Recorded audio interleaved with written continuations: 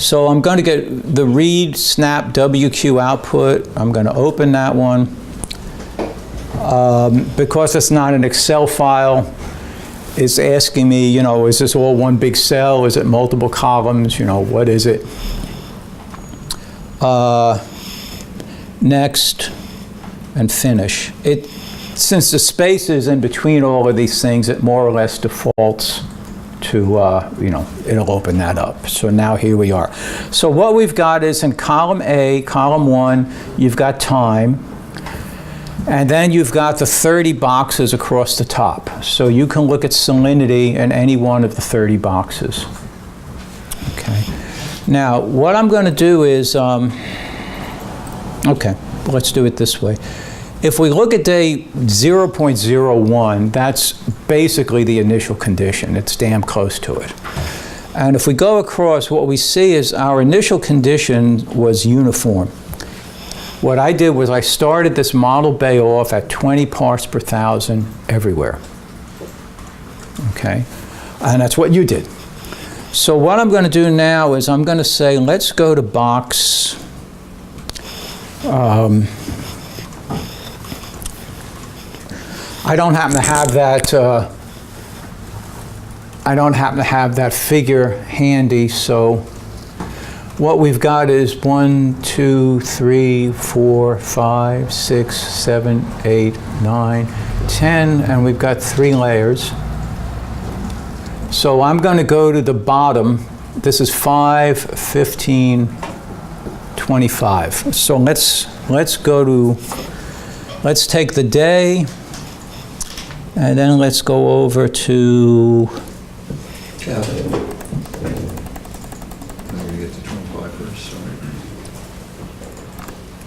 So have we got that right? There you go.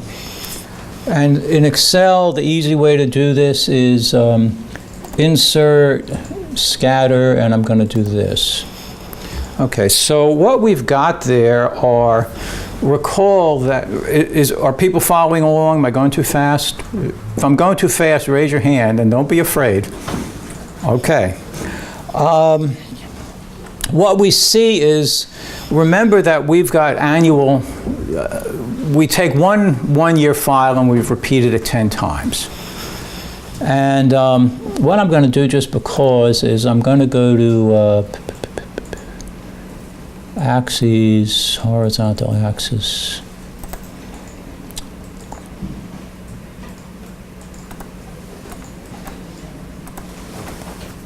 You don't have to do this. I'm going to make that 365. Okay. Now we've got years. So what you see is that in about day 730, in about 2 years, the salinity has come to a steady state. Okay, so we've imposed an arbitrary initial condition, a constant in this case, and we've run the model, and in about 2 years, the salinity has come to a steady state. So that's, you know, that question is, how long the steady state? Well, we've answered that question for a conservative variable like salinity. Kyle, you're following along here? Okay. Remember, you're the one who asked, how do we initialize the model, right? Yes. So if we wanted to initialize a model of salinity, what we would do would be to start from an arbitrary initial condition, run the model about 2 years, and at that point, the bay will have equilibrated with the flows or whatever boundary conditions or whatever conditions we imposed on it. Fair enough. So now let's go File, Open, and we're going to get the read set output. Okay, so go ahead, please. Carl, when I check the box 11, I'm seeing some negative. Excuse me? I'm seeing some negative. Yeah, but he's negative? How negative? Not a lot. It's let me see. 11.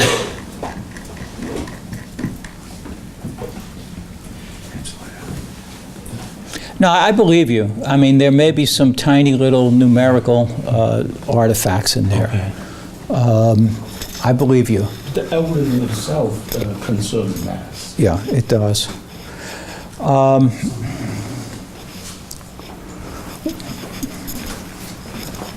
For the moment, we're going to overlook that. We'll get back to it later. Okay, so now we're reading the sediment outputs. Okay, and we asked it for the G2 nitrogen. So we're going to go next and finish. There's only 10 sediment boxes because there's only one box underlies each column of cells. So let's look at box 5. So we're going to go to here, and we're going to go click, insert, scatter.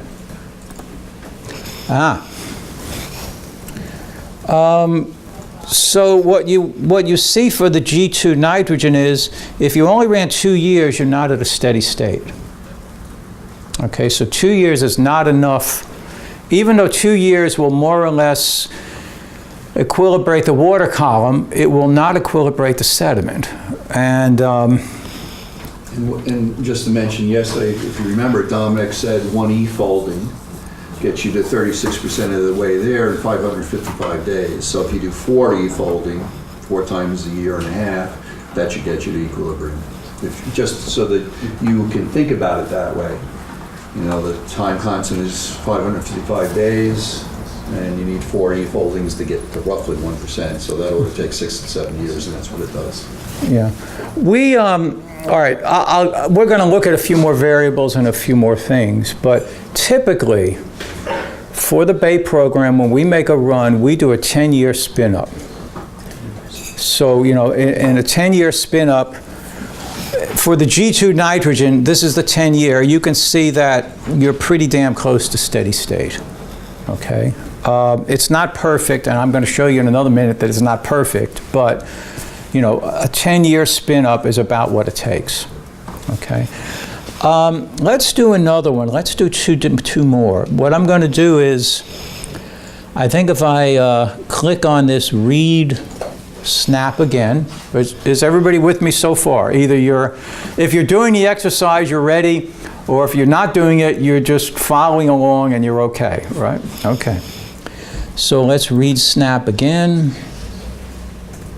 I have a feeling it may not like and I know just what's going on. I'm going to go to Excel. I'm going to close these things.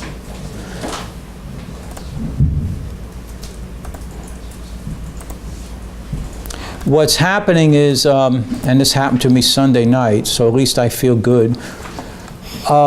The read snapshot file is trying to read those output files, but Excel has already got them in use, so it's giving us a problem. So I close those Excel files. Let's try it now and see if it works. Look at that. Okay, so what water quality variable is phosphorus, dissolved phosphate?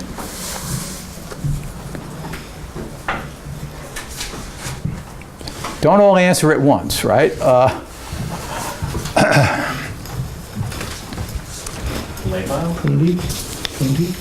Is it 20? Total phosphate is number 20. Okay, let's look at 20 in the water column. And then we're going to look at phosphate in the sediment. And somewhere in the 40s. Temperature. Okay, I have variable number 20. For the sediment model, am I? No, that's got to be. That's actually the oxygen overlying water column. No, I take it back. It's number 12. Oh, you're getting that form of it. Sorry. Okay. It's okay. For what sediment variable? 12. That's the order in which it's written out. I'll just stop there. Okay, so we'll come back to our Excel file.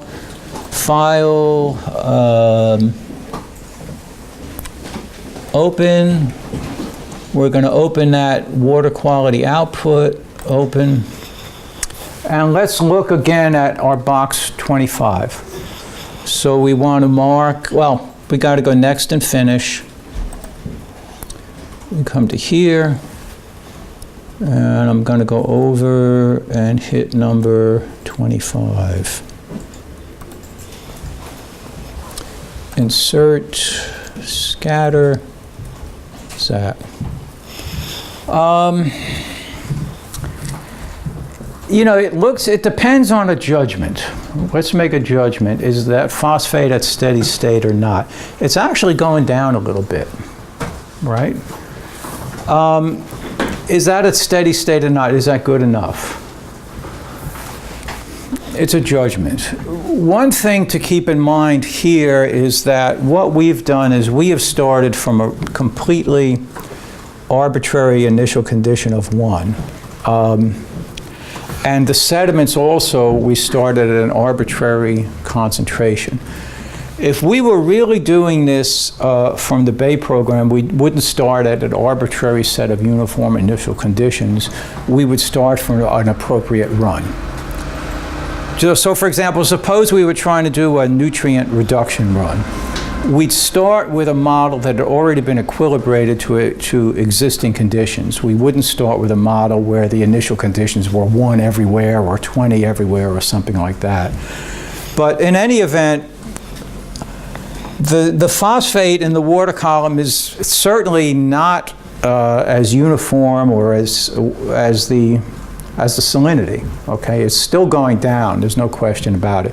The salinity repeated itself after 2 years perfectly. This one's still going down. So let's do, let's open now the sediment output.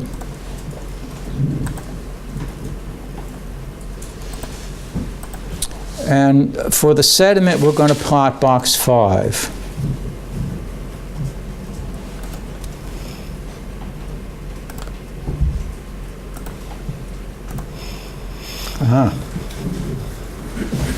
Okay. Is that, people still following? I see some nods.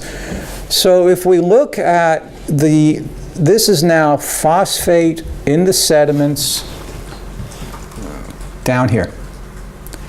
And what we see is clearly it's still going down. Okay?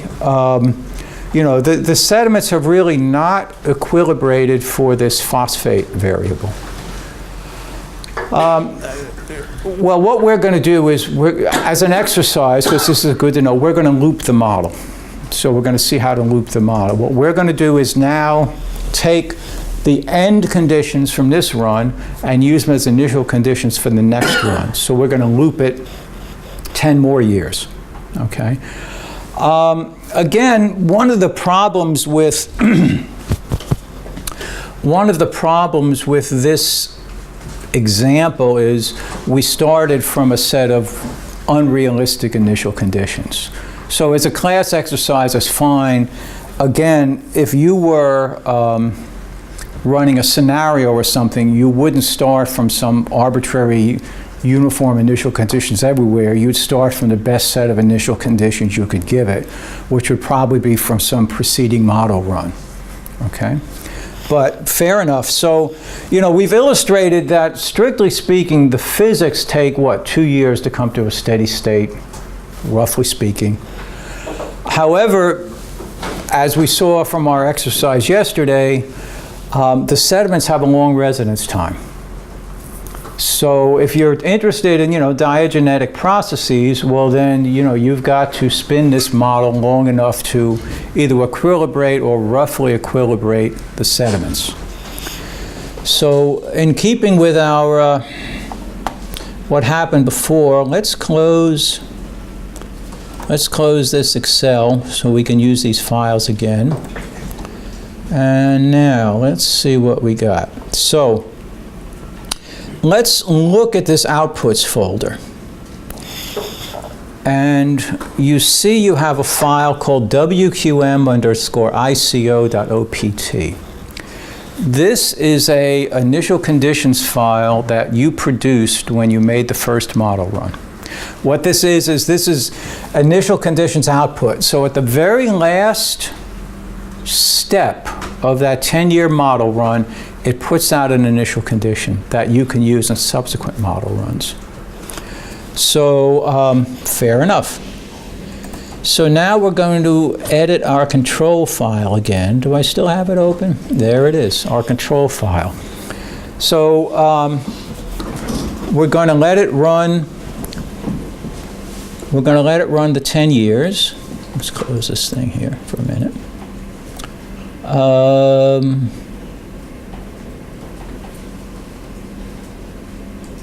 I'm pulling down, I'm pulling down, I'm pulling down.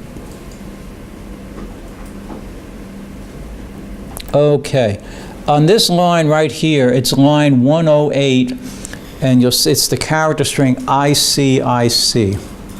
I'm over on that right-hand screen. This is confusing, so I move this over a little bit to the center. So here's ICIC. And if you look below it, right now it says uniform. Those were the initial conditions we started with in the first model run, a set of conditions that were uniform everywhere. What I'm going to do is I'm going to back off on that, and I'm going to write in the character string binary. Binary. So now the initial conditions output file, the file that you wrote out from your first run, is in a binary format. You can't examine it. It really doesn't matter to you, but it's a binary format, and the code is set that it'll read it in binary format. So we've done that. We need to come down. I'm pulling down. The third one, ICI, is initial conditions input. And you see that it initially read something called inputs WQM underscore ICI.G3 particles. Is that what? And these all have to be in caps, right?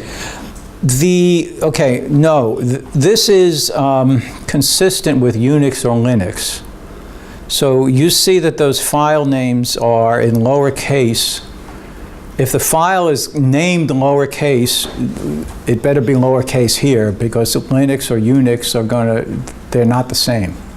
I think Windows is transparent, but good habit is obey the case. Okay, but the binary had to be in uppercase. Oh yeah, the binary must be uppercase, that is correct. Fortran will distinguish binary in lowercase is not equal to binary in uppercase. Okay. So what I'm going to do here is I'm going to, the initial conditions, we're going to backspace. Now, that file is outputs.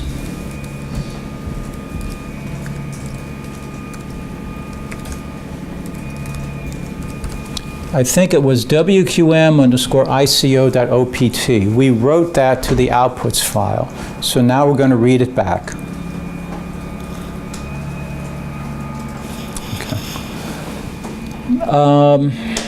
Let's see, where else do we have?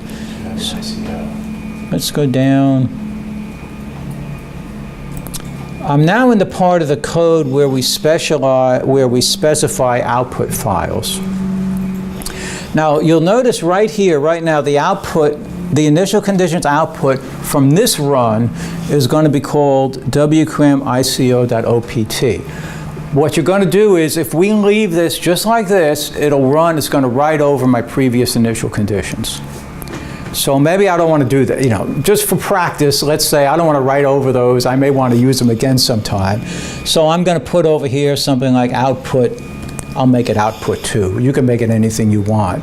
But this will write a new, separate initial conditions output file.